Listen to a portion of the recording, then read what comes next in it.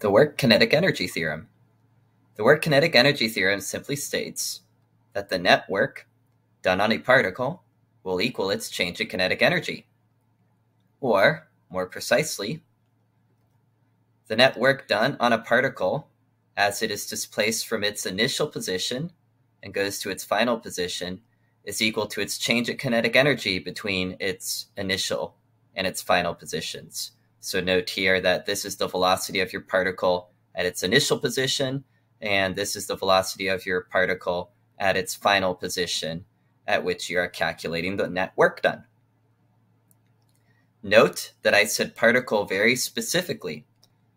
The work kinetic energy theorem only holds for objects that can be treated as point particles. If you do have an object that can be treated as a point particle, then all you have to do is look at all the forces on your object, see the work that they do between some initial point and some final point in its displacement, add them all up, and that will be equal to its change in kinetic energy. To sum it up, the work kinetic energy theorem simply states that if you do work on a particle, the particle will change its kinetic energy. If you have a net positive work, the particle will gain kinetic energy. If you have net negative work, the particle will lose kinetic energy. All right, let's do an example. Suppose we have an object that can be treated as a point particle that we are dragging along a rough surface with a force F.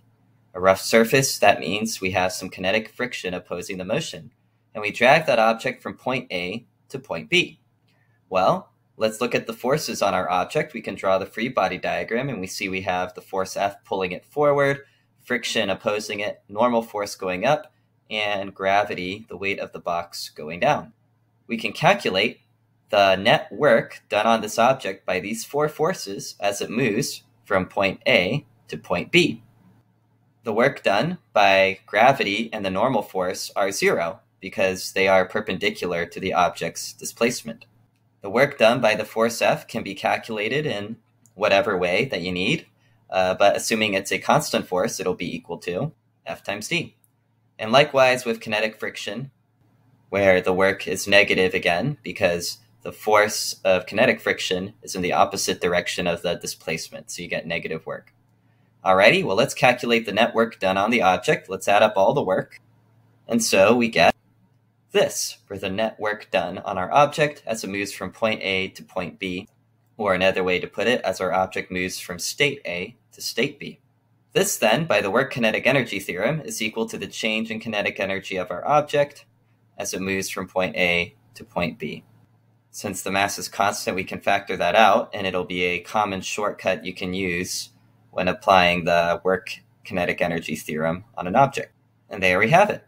We have found the change in kinetic energy of our block, which, seeing how it moves from point A to point B, our force F must be bigger than friction. So it is a positive amount of net work done, and that will be a positive amount of kinetic energy.